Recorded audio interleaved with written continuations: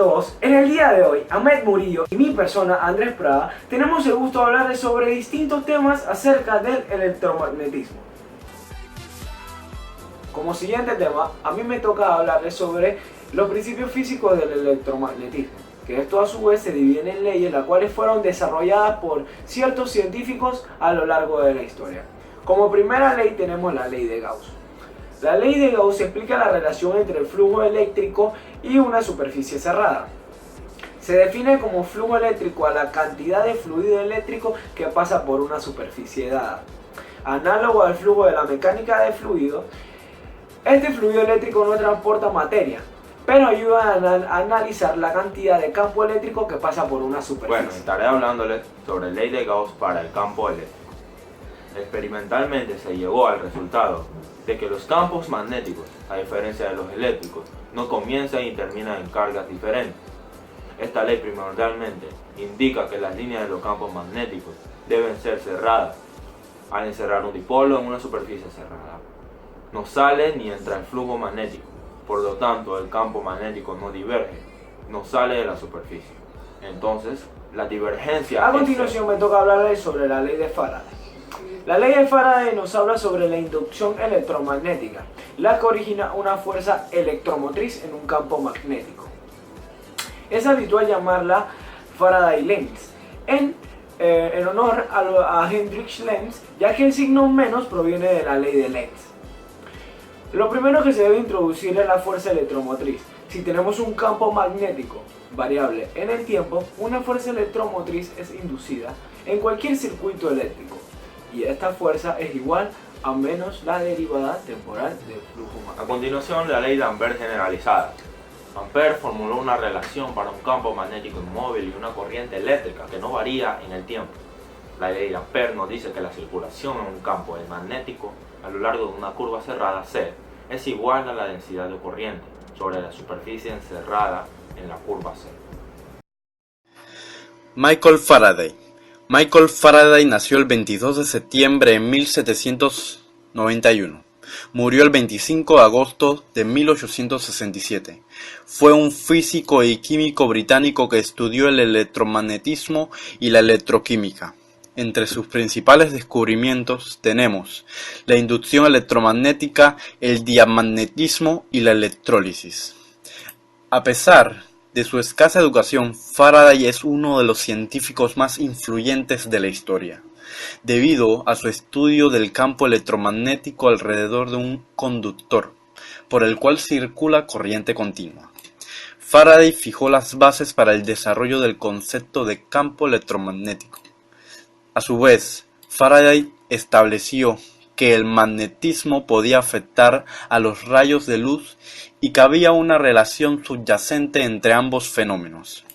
Descubrió asimismo el principio de la inducción electromagnética, el diamagnetismo, las leyes de la electrólisis e inventó algo a lo que él llamó dispositivo de rotación electromagnética, que fueron los precursores del actual motor eléctrico.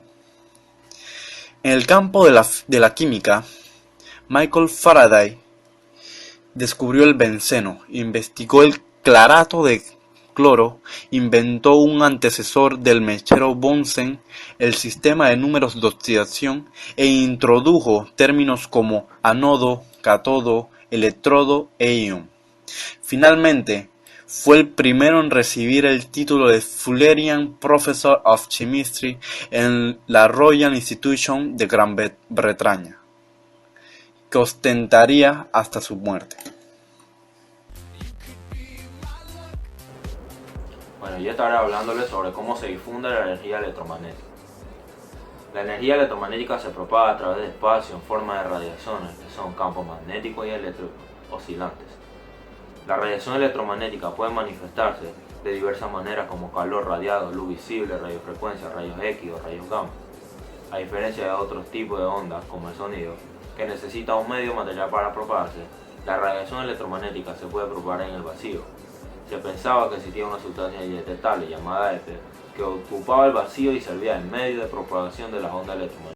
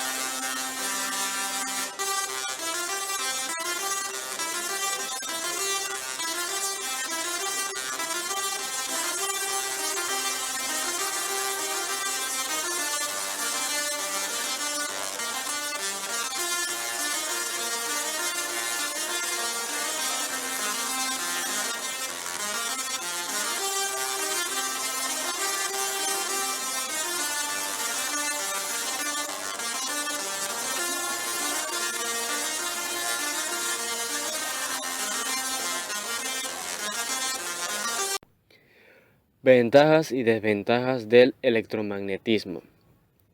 Ventajas.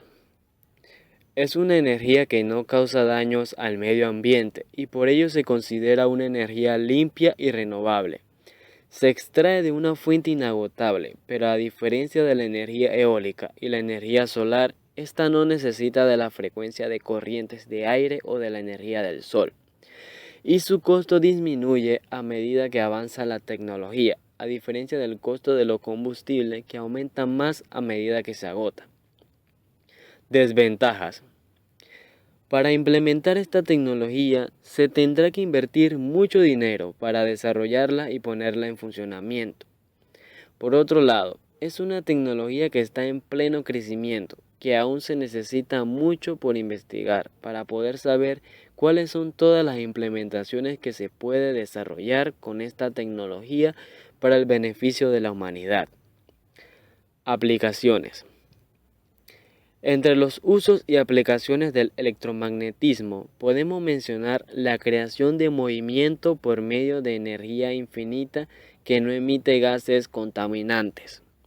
Un ejemplo para este principio podría ser colocar imanes alrededor de un disco y montar un aro alrededor del mismo, con imanes de polaridad opuesta que apunten hacia la rueda. Así podríamos crear una máquina de movimiento perpetuo a la que se le podría adaptar otro sistema que permita generar desplazamiento, como un automóvil. Básicamente tendríamos una máquina que gira casi eternamente o hasta que los imanes artificiales pierdan su magnetismo, que sería dentro de 200 a 400 años aproximadamente. Con esta nueva tecnología aparecieron entonces los primeros motores magnéticos que entregan energía libre usando solo la fuerza de repulsión de los imanes. Otro importante ejemplo puede ser el tren bala japonés que corre por la línea Tokio-Osaka, puesto que este tren levita a causa de polaridades inversas creadas por campos electromagnéticos opuestos. Además, el desplazamiento de este tren es creado por la fuerza electromagnética que actúa entre las bobinas de la vía y los imanes superconductores del tren. A continuación, un video que muestra y detalla el funcionamiento de estos trenes.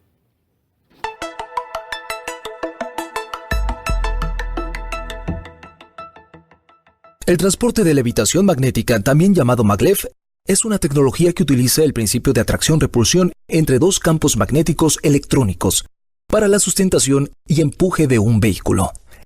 Este tipo de tecnología en medios de transporte se encuentra aplicada principalmente al ferrocarril. Debajo del tren se despliega un motor lineal que hace que un flujo magnético lo empuje hacia adelante. Para frenar, utiliza los mismos electroimanes que le dan impulso y frenos aerodinámicos tipo flaps. El descarrilamiento de los trenes de levitación magnética es casi imposible, debido a la forma en la que están dispuestos los electroimanes y los motores lineales. La principal desventaja de esta tecnología es el alto costo de las líneas, motivo que ha limitado su uso comercial. También el costo de generación de fuerza magnética necesaria no lo hace aplicable al transporte de carga, lo cual limita enormemente sus posibilidades de expansión en este ámbito. La mayor velocidad registrada de un tren maglev fue de 581 km por hora, logrado en Japón en 2003.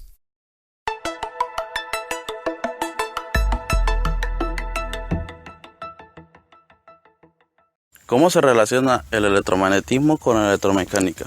Los ingenieros electromecánicos, utilizando las propiedades del electromagnetismo para su favor, han desarrollado y siguen desarrollando diversas soluciones que facilitan el desarrollo y la transmisión de energía.